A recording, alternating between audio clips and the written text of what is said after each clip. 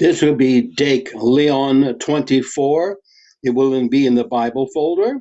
And we're continuing now with the book, which is called God's Plan for Man. And are going to go now to the next section, which begins on page 18 and goes all the way to page 20. Now, as I say, what this is about, the Holy Scripture, is in a section called Proofs of Revelation and Inspiration.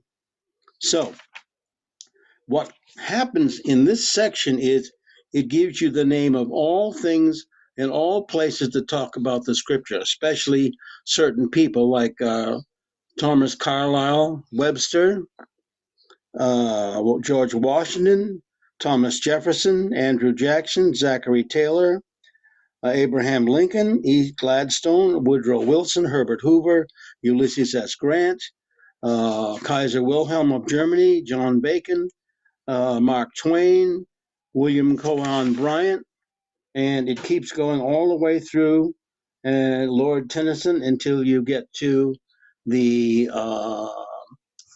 British records of the Bodleian Library of Oxford, England.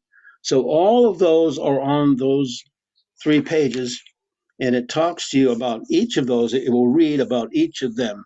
For example, Ulysses S. Grant said, "To the influence of this book, we are indebted for the progress made in civilization, and to this we must look as our guide in the future." Now, George Washington said, "Above all, the pure light of revelation has had an influence on mankind, has increased the blessings of society.